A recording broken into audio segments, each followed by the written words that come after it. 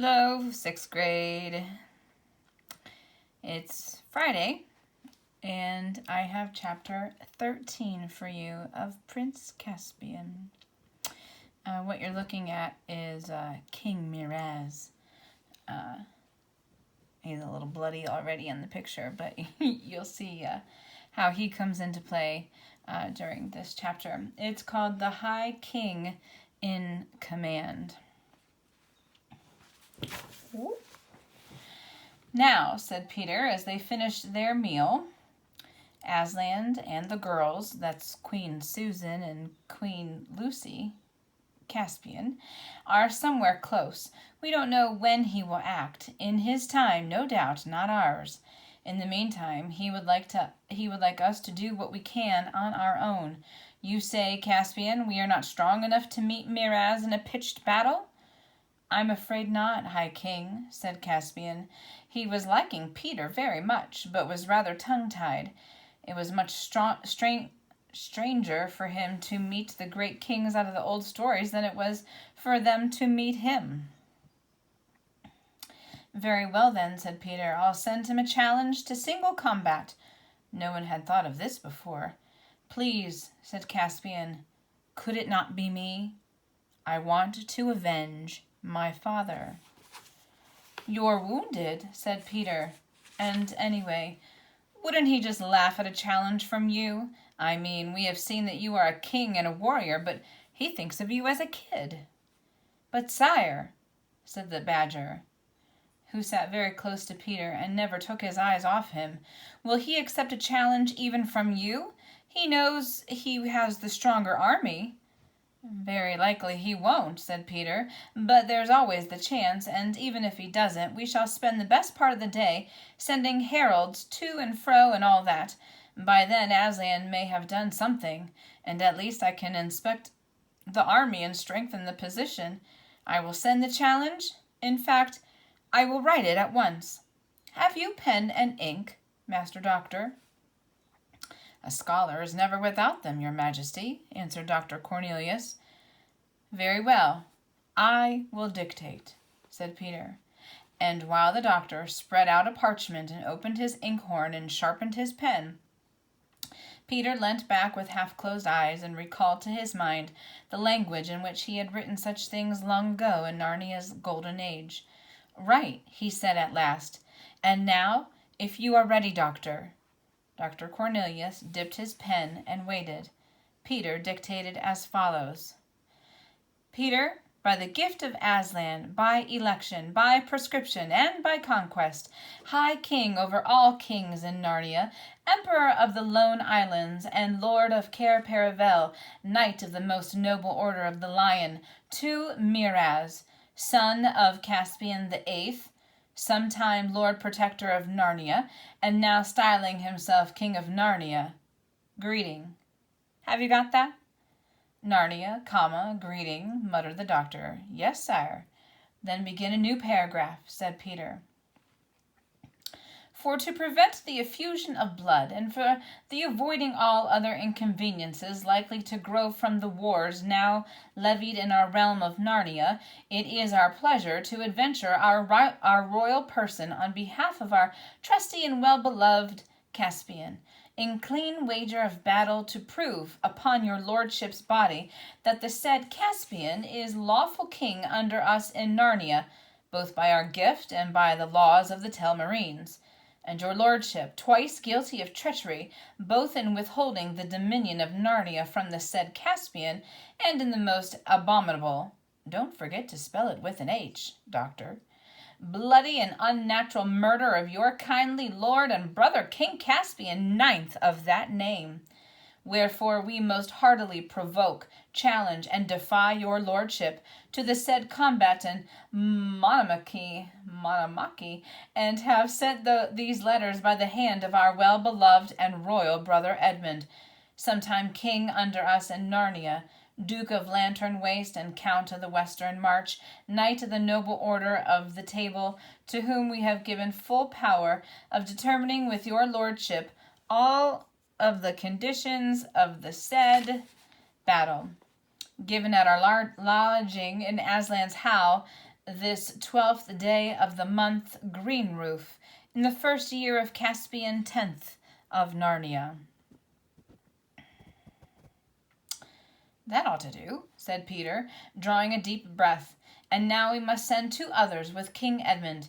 I think the giant ought to be one. He's not very clever, you know, said Caspian. Well, of course not, said Peter, but any giant looks impressive if only he will keep quiet, and it will cheer him up. But who for the other?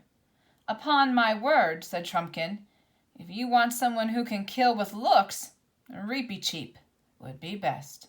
The best. He would indeed, from all I hear, said Peter with a laugh, if only he wasn't so small. They wouldn't even see him till he was close. Send Glenstorm, sire, said Trufflehunter. No one ever laughed at a centaur. An hour later, 2 great lords in the army of Miraz, the Lord of Glozell and the Lord Sopaspian, trolling along their lines and picking their teeth after breakfast, looked up and saw coming down to them from the wood the centaur and giant Wimbleweather, whom they had seen before in battle, and between them a figure they could not recognize, nor indeed would the other boys at Edmund's school have recognized him, if they could have seen him at that moment, for Aslan had breathed on him at their meeting, and a kind of greatness hung about him. What's to do? Said the Lord Glozell. An attack?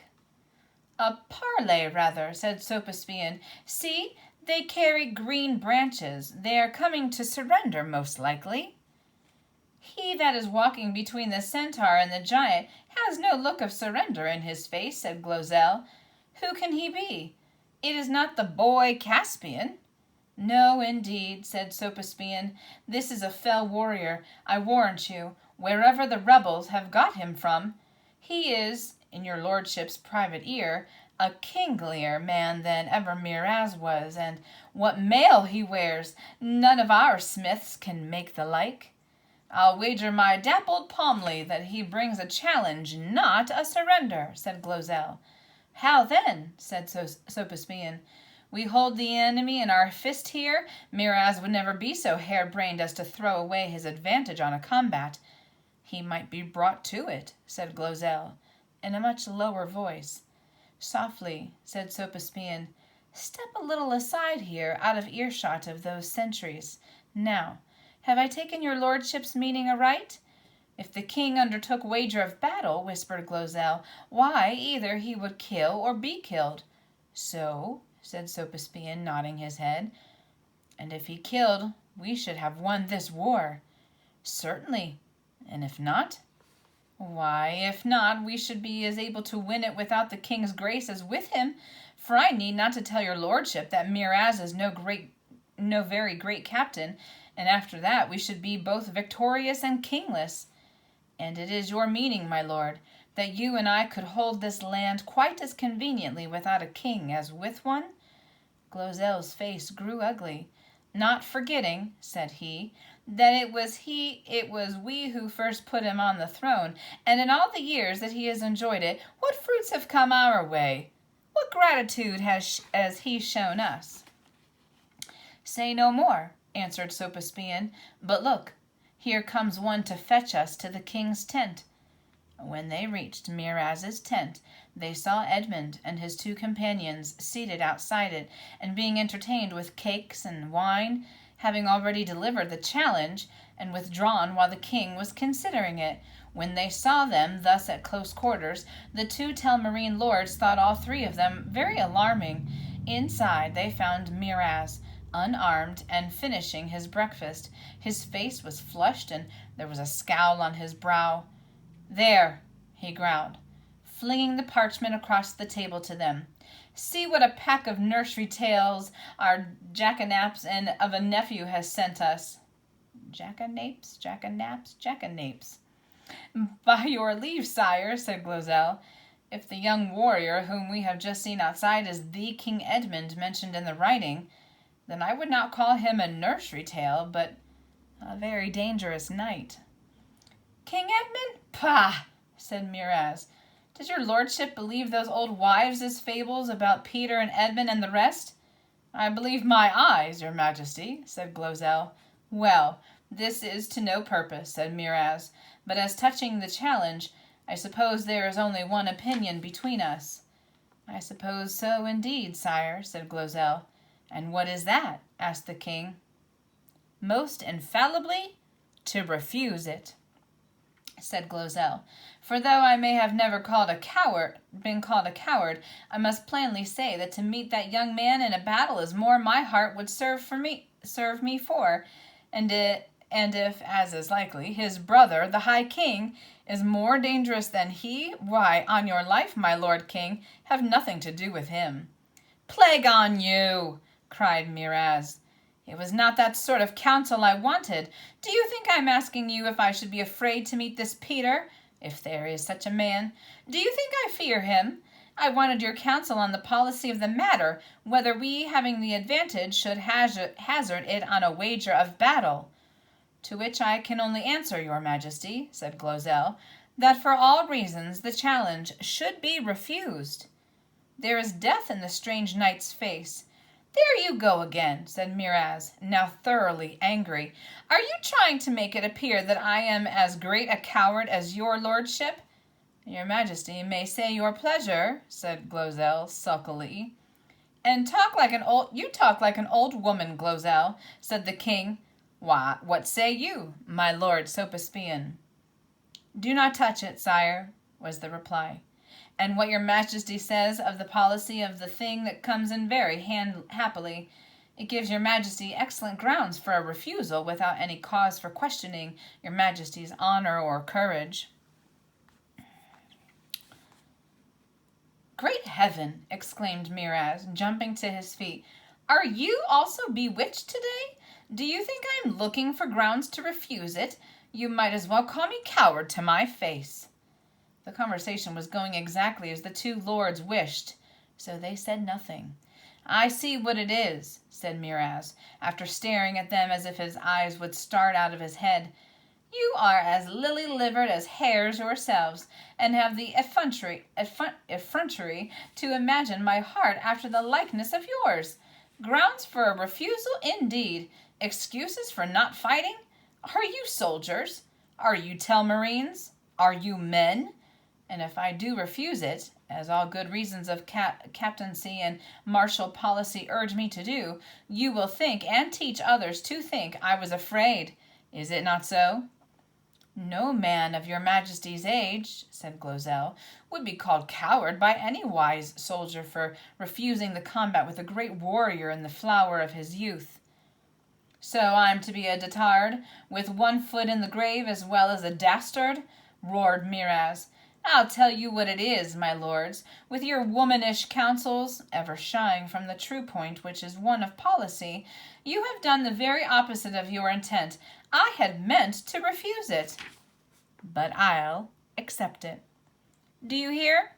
Accept it, and I'll not be ashamed because some witchcraft or treason has frozen both your bloods. We beseech your majesty, said Glozelle, but Miraz had flung out of the tent, and they could hear him bawling out his acceptance to Edmund. The two lords looked at one another and chuckled quietly.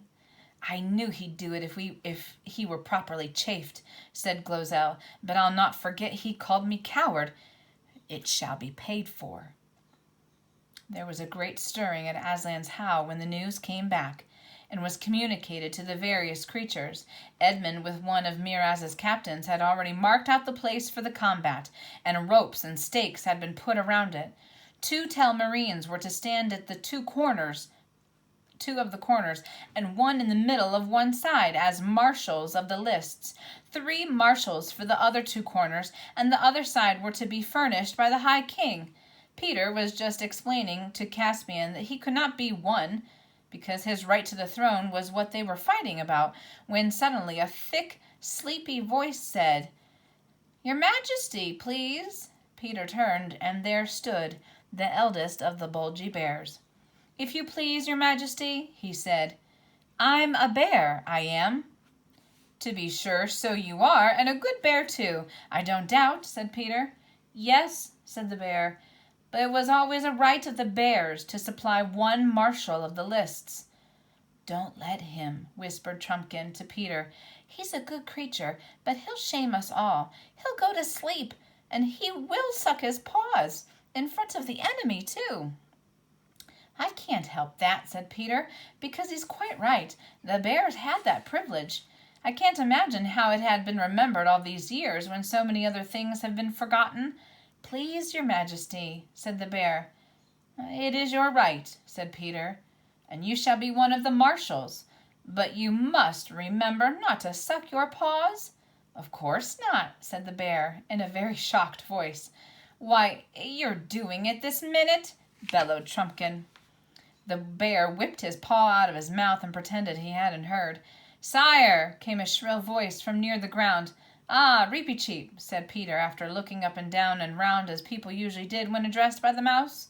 Sire, said Reepicheep, my life is ever at your command, but my honor is my own. Sire, I have among my people the only trumpeter in your majesty's army. I had thought, perhaps, we might have been sent with the challenge. Sire, my people are grieved. Perhaps if it were your pleasure that I should be a marshal of the lists, it would content them. A noise not unlike thunder broke out from somewhere overhead at this point, as giant Wimbleweather burst into one of those not very intelligent laughs, to which the nicer sorts of giants are so liable. He checked himself at once and looked as grave as a turnip by the time Reepicheep discovered where the noise had came from. I am afraid it would not do, said Peter, very gravely. Some humans are afraid of mice. I had observed it, sire, said Reepicheep, and it would not be quite fair to Miraz, Peter continued, to have in sight anything that might abate the edge of his courage. Your majesty is the mirror of honor, said the mouse, with one of his admirable bows. And on this matter we have a single mind. I thought I heard someone laughing just now. If anyone present wishes to make me the subject of his wit, I am very much at his service, with my sword, whenever he has the leisure. An awful silence followed this remark, which was broken by Peter saying, Giant Wimbleweather, and the bear, and the centaur Glenstorm shall be our marshals. The combat will be at 2 hours after noon. Dinner at noon precisely. I say, said Edmund as I walked away, I suppose it is all right. I suppose you can beat him? That's what I'm fighting him to find out, said Peter. And that is the end of chapter 13. We have to get through their little lunch at noon, and then it's off to the battle. All right, guys, that wraps up another week of Prince Caspian, and we'll start again on Monday. Hope you enjoyed. Don't forget to answer the questions and your packet. Bye.